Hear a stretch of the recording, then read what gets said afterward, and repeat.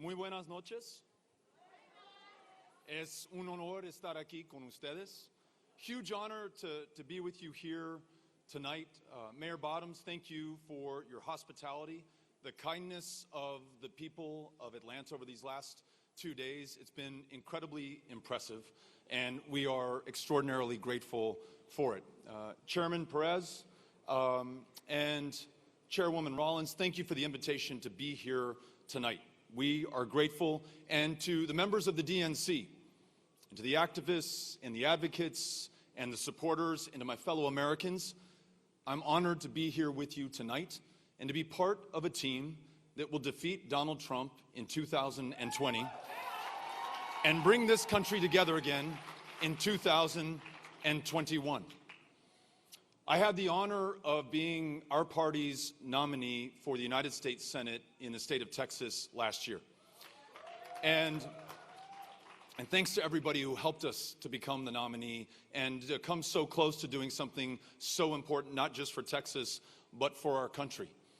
And in honor of the commitment that we had from so many amazing people across the state of Texas and those who helped us out from Georgia and other places in between, we vowed to make sure that we went to every single one of the 254 counties of Texas, writing nobody off and taking no one for granted. No matter how small or rural or red your community, I would show up to listen to you and involve your story in the solutions to the challenges that we faced. No matter how big and reliably blue, we did not take you for granted. We showed up there as well. And the last one of those 254 counties that we visited was Cook County.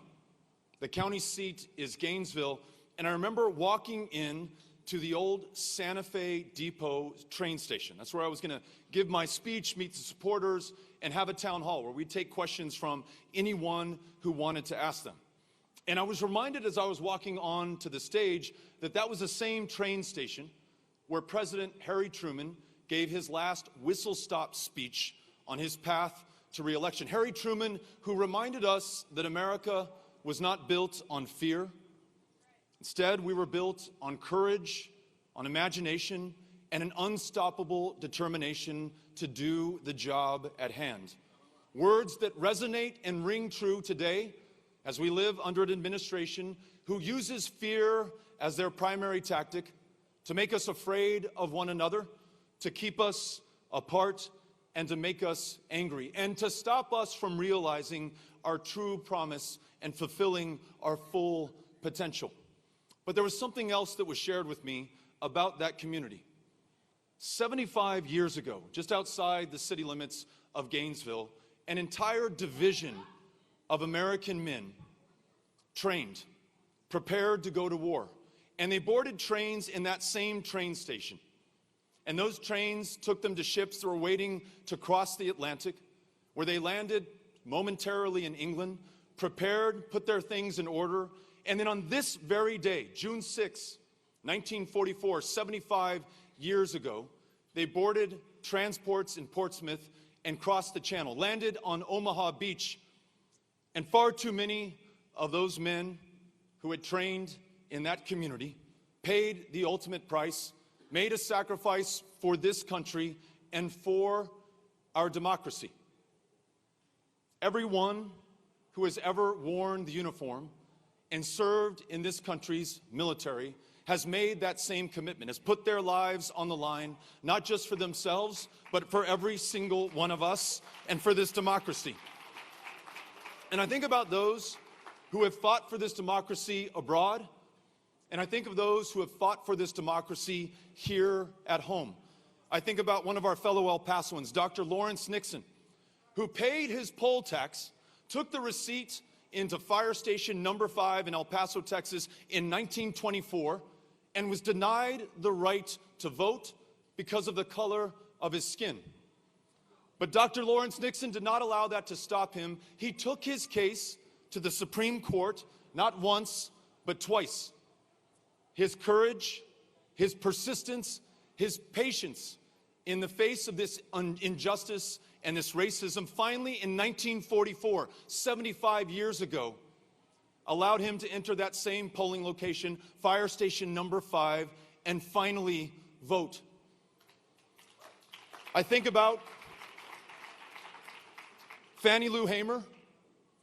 In the face of violence, white nationalist terrorism, she persisted to register and then to be able to vote in Mississippi, and then to help others register and to vote throughout the Deep South. And then she fought within our own party to make sure that she and others were able to have a seat at the table, were able to be seated at the 1964 convention.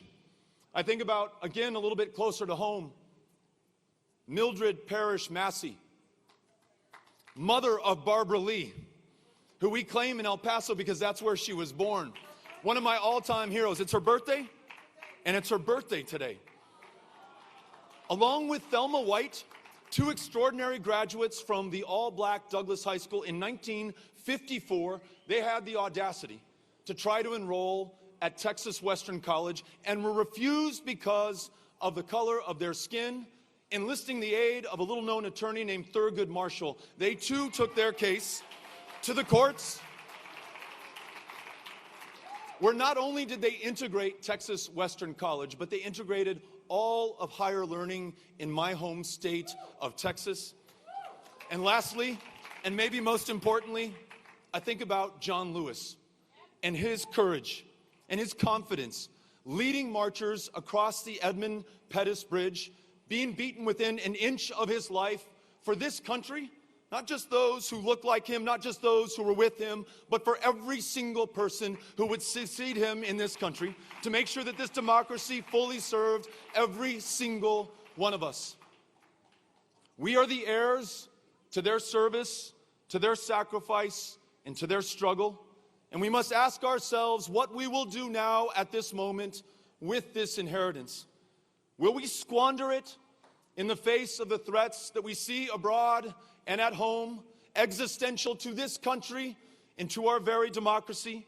Or will we take our inspiration from those who have served before us, those who are in our midst right now? Stacey Abrams, whose courage and confidence and persistence in the face of a fraudulent election, hundreds of thousands purged from the voter rolls, voting machines that did not work, lines that stretched 3 or 4 or 5 hours for somebody to be able to exercise their rights.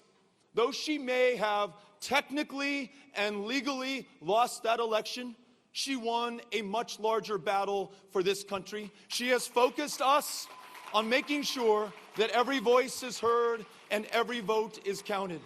I think about Stacey Abrams, and I think about those in Texas who helped us to transform our democracy, a state that had ranked 50th in voter turnout in the United States, not because we love our democracy any less than you do here in Georgia, but we were drawn that way by a state legislature that, based on your race or your ethnicity or your country of national origin, would draw you out of a congressional district, diminish the power of your vote and the likelihood that your voice would ever be heard.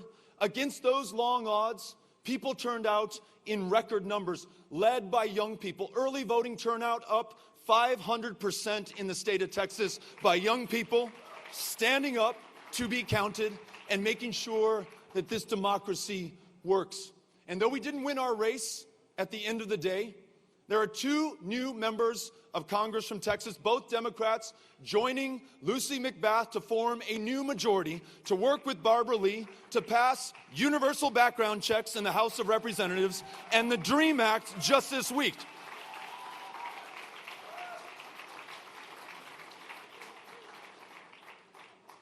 And in Harris County, the home of Houston, Texas, 17 African American women elected to judicial positions of power, literally changing the face of criminal justice in this country's most diverse city.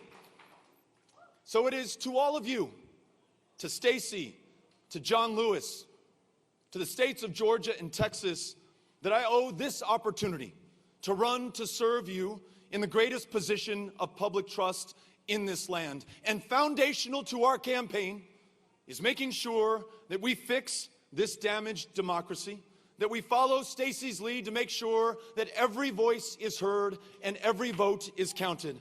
I came here to Georgia to announce a bold proposal to make sure that this democracy fully works. And it's based on 3 tenets.